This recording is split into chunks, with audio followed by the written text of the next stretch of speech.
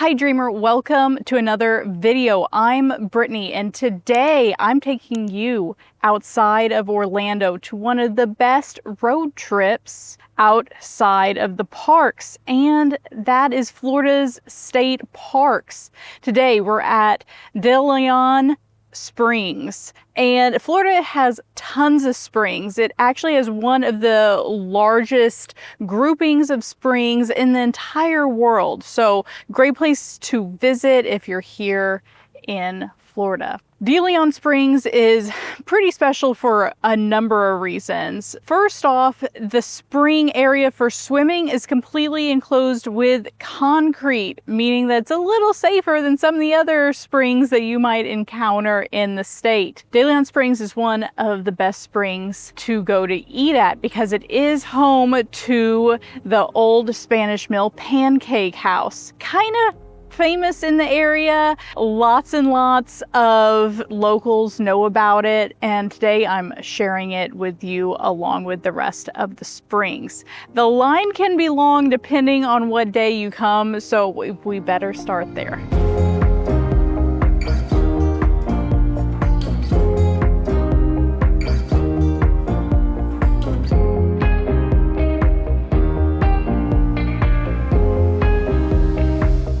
So sometimes it's really hard to get a table here at the old Spanish sugar mill, but today it actually wasn't that busy. We're here on a Friday and we got seated right away, but if you're not here at 8 o'clock, be prepared to wait. You get to pick your toppings and you get unlimited pancake batter, and both people get a spatula. So this has been cooking on this grill for like a while, so let's go ahead and flip it. Although people flock to the sugar mill for make your own pancakes and French toast, they have a complete menu. So feel free to order other breakfast items like bacon and sausage and eggs.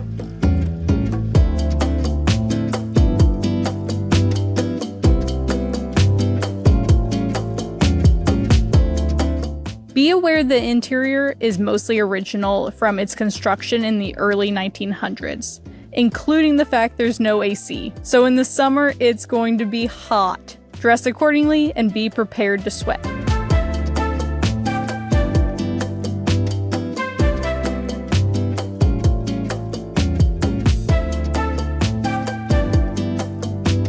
Breakfast including tip was about $38. Not bad, but also not great, but you're really paying for the experience, really. It's fun. Yeah, I highly recommend if you have family coming down or you have small kids. I think that they would really like it. It'd be fun with a group. So a little bit more about DeLeon Springs. It is open every single day from 8 a.m. until sunset. So tonight, that's about 7 p.m. So quite a long day here. No lifeguard on duty though, so swim at your own risk. This one is safer than a lot of the other springs simply because it is surrounded by concrete. You can definitely see the water pouring out the side. I think Brad read earlier 200 gallons a second.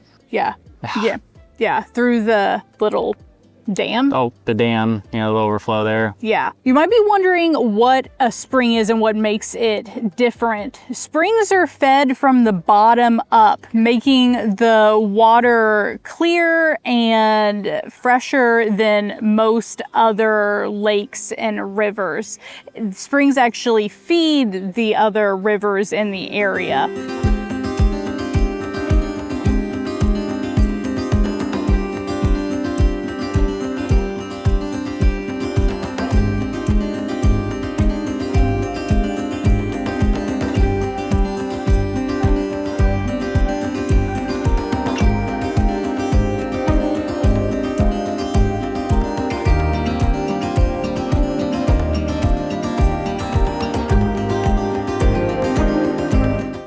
There's 2 bathhouses here at the Springs, along with kayak and paddleboard rentals. There's also a boat ride that, if it's open today, hopefully we can go on it. There's hiking trails that you can go on, along with one of the oldest cypress trees in Florida, over 500 years old. And what makes it so special is that most of those old trees were cut down in the early 1900s whenever the timber trade came through the area and pretty well like decimated all of the big old growth forests of Florida. It's why you don't see those big like cypress trees that, you know, used to be back in the day. There are, however, a lot of the southern live oaks, which are our personal favorites. I love it. Yeah, you can always tell a southern live oak. Couple things. One, they're evergreen, unlike other kinds of oaks. And they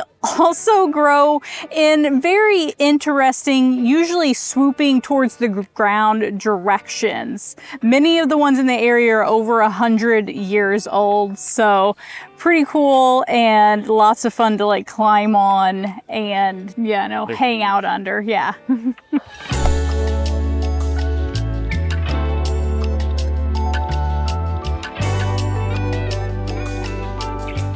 If you do decide to go on a boat ride, it's $18 per person. And if you can book here in the Springs, it's going to save you a couple dollar service fee from booking online. I do recommend on busy weekends to book it online ahead of time to make sure that you're going to get to go.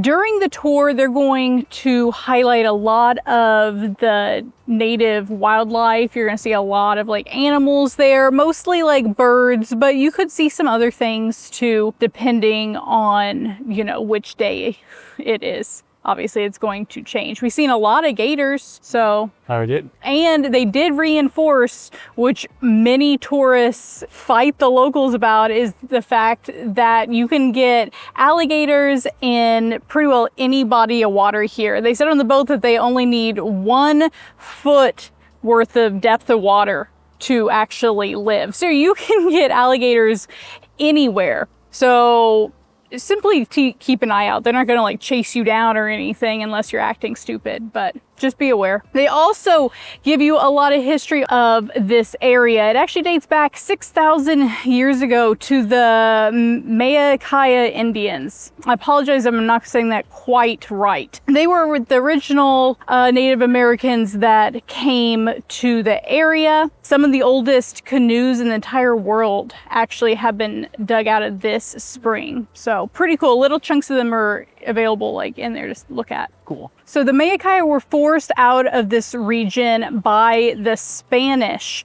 This place was named after Ponce de Leon, but he didn't actually come this far inland. At least that's the general ruling of the historians. Back whenever he came to Florida in 1513, they don't think that he made it really any further than the coast.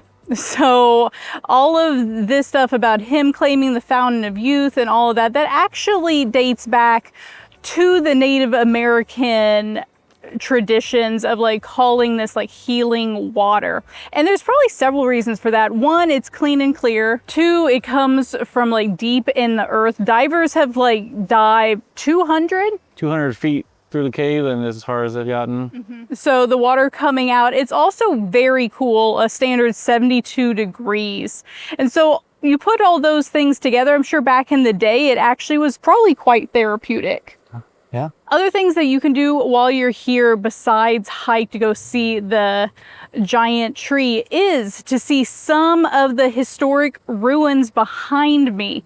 This place has a lot of history even after the Spanish. It was actually a huge part of the tourist trade during the 1930s. That's around the time that automobiles started to replace trains into the area. So it became easier for northerners to escape the winters and come down here and have some fun. So this place boomed with over 130 attractions at one point. During that time, Walt Disney was out here scouting land for Walt Disney World.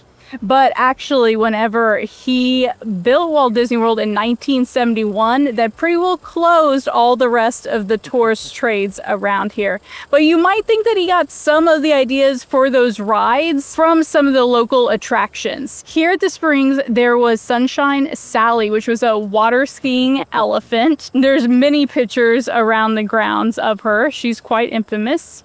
Along with a jungle cruise themed boat ride, complete with a monkey island. If that's not a ripoff, I don't know what is. This area was also part of two wars. It was part of the Seminole War, and it was also part of the Civil War. During the Civil War, that's when the mill was actually dismantled. So around 1864, it was torn down. So the building that you see here was actually built much, much later, almost like 40 years later. And it actually didn't even become the restaurant that you see today until 1961. But they did use it to produce sugar back whenever this area was known for that. It then later was used to grind grains and other products. And there have been many famous people that have visited the area. The famous naturalist John James Audubon visited the springs in 1831, and he said, "The spring presents a circular basin having a diameter of about 60 feet, from the center of which the water is thrown up with great force, although it does not rise to the height of more than a few inches above the general level." The springs are not the only attraction in this area. Besides the many other Florida natural springs that are also very close by, you pass through DeLeon town. And I told you guys that I would bring you more small towns, and so that's what we're going to do at the end of this video. Pretty notable couple places that you should visit whenever you pass through town. After swimming all day in the hot sun, you should definitely stop by Danny's ice cream shop. Or if you want something a little bit healthier, then there's a farmer's market that's open 7 days a week starting at 9 a.m. that serves all kinds of tropical fruit. So if you're in Florida and you want to try anything that you could imagine, they have it. I also recommend, if you're staying around all day and you want a hearty dinner, then you stop by the German restaurant that's also here in town. Really nice menu. They have wonderful coffees and beer, so sign me up. Ooh, coffee. Yeah, along with authentic German food and pastries. You know that me and Brad are both quite the loves of that. We can't turn down some like good German food. So you should definitely hit all of that up if you're passing through town. Also be on the lookout for it in general because it's pretty small. The last census had it at 2,619 people. So quite the little bitty small town here in Florida. So that's all that I'm bringing you today on this little outing from Orlando. I hope you enjoyed this little road trip with us. If you did, please like this video and subscribe. I'll be back with another travel video soon. Until then, dreamer, bye.